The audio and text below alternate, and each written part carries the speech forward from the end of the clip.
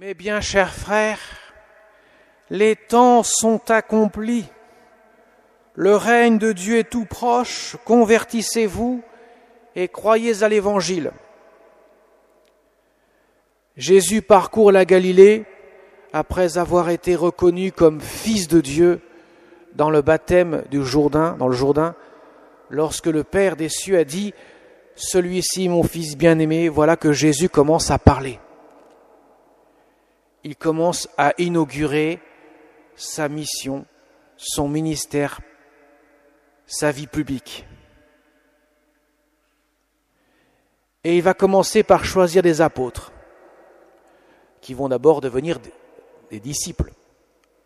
Et puis une fois qu'ils auront vécu pendant 3 ans avec le Christ, qu'ils se seront mis à sa suite, Jésus les enverra dans le monde et ils deviendront apôtres. Et il commence par André et son frère Simon, que Jésus va nommer Pierre. Il y aura aussi Jean l'évangéliste, Jean l'apôtre. Jean et André, les 2 premiers disciples, en quelque sorte, ceux qui ont suivi Jean le Baptiste, et à qui il leur a dit « Voici l'agneau de Dieu », et ils se mirent à suivre Jésus. Jésus dit bien « Venez à ma suite ». La vie chrétienne, c'est suivre Jésus.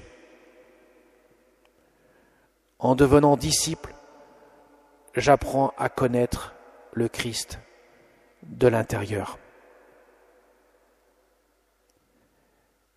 À le connaître dans son cœur, dans mon cœur. Donc Jésus nous envoie aussi à sa suite pour que nous puissions découvrir qui il est et ce qu'il vient faire pour nous. Alors Saint Paul ne s'embarrasse pas. Vous avez entendu Saint Paul aux Corinthiens et dit « Ceux qui ont une femme, soient comme s'ils n'avaient pas de femme. Ceux qui pleurent comme s'ils ne pleuraient pas. Ceux qui ont la joie comme s'ils n'en avaient pas. » Saint Paul nous dit « Ne vous préoccupez pas de ce monde. Les temps arrivent. Le temps est limité, comme il dit. Vivez déjà avec la tête dans le ciel, bien que vous ayez les pieds sur terre. » Ça ne veut pas dire pour autant qu'il ne faut pas s'occuper de sa femme ou s'occuper de son mari. Parce que Jésus veut ce que l'apôtre veut dire, l'apôtre Paul, il veut tout simplement nous dire qu'il faut avoir cette perspective de la vie éternelle, l'espérance. C'est la vertu à laquelle nous sommes appelés dans cette épître où il invite les chrétiens à forger leur vie sur l'espérance du ciel, l'espérance de l'éternité. C'est une vertu qui est souvent mise de côté, l'espérance. On la voit, on voit bien, on sent bien ce que ça veut dire, croire que Jésus est Dieu, croire qu'il me sauve, croire qu'il me rejoint dans ma vie, même quand c'est difficile. Il est là pour moi. La charité, aimer de l'amour de Dieu, on sent bien la nécessité d'apprendre à aimer avec l'amour de Dieu. Mais l'espérance, on dit c'est pour plus tard. On est sur terre, on essaye de vivre le moment présent, l'instant présent. Mais Saint Paul nous rappelle cette vertu de l'espérance. L'espérance, c'est pas seulement dans le futur, c'est aujourd'hui même. Je ne vis pas dans l'espérance du ciel pour 10 ans ou 20 ans. Je vis déjà le ciel sur terre aujourd'hui, car j'ai mon cœur qui est tourné résolument vers Dieu, mon cœur qui est nourri par la parole de Dieu. En ce dimanche, la parole de Dieu que le pape François a instituée. Je me nourris de ce que Jésus me dit dans mon cœur pour aujourd'hui. C'est déjà l'espérance. L'espérance, c'est pas ce qu'il y a demain, c'est aujourd'hui ce qu'il y a dans mon cœur et ce que Jésus veut que j'aspire aujourd'hui. L'espérance est donc quelque chose qui me conduit à accueillir le don de l'amour de Dieu, pour en vivre dans l'instant présent.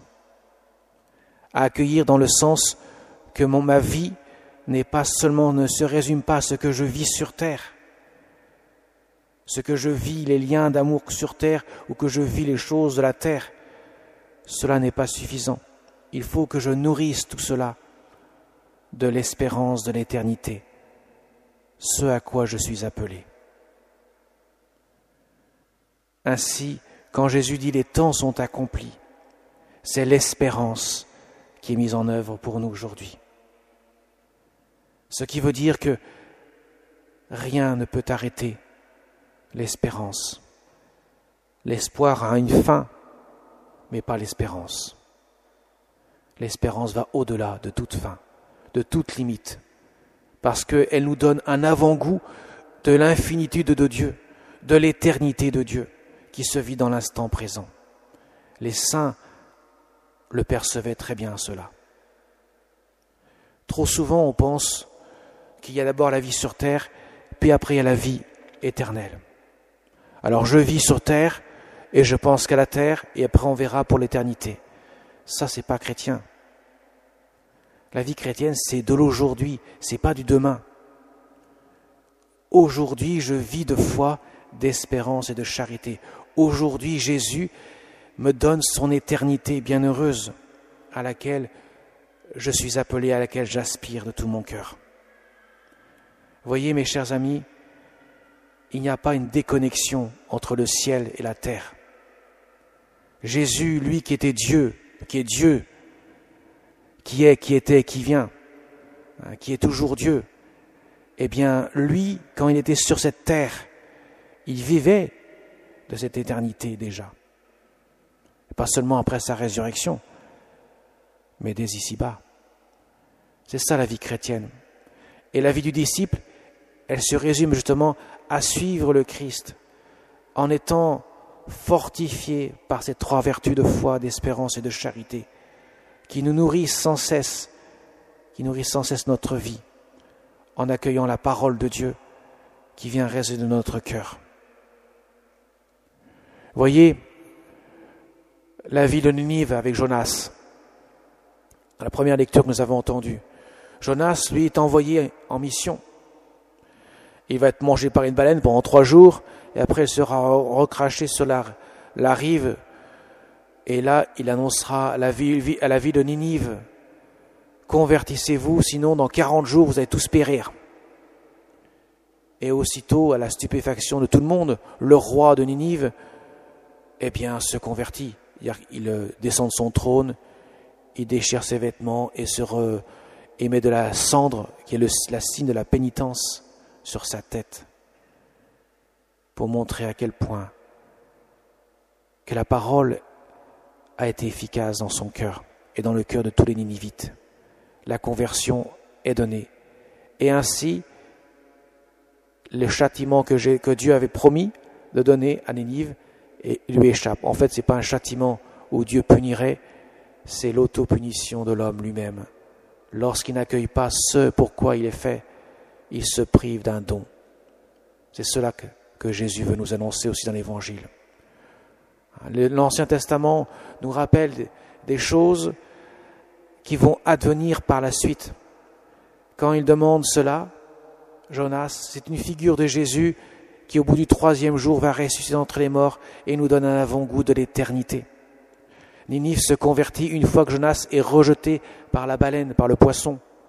C'est une image pour signifier que après la mort et la résurrection du Christ, eh bien, l'éternité est possible pour l'homme, puisque l'humanité de Jésus montant au ciel, le jour de l'ascension, il fait entrer ainsi son humanité dans le ciel, et donc il ouvre le ciel à tous les hommes.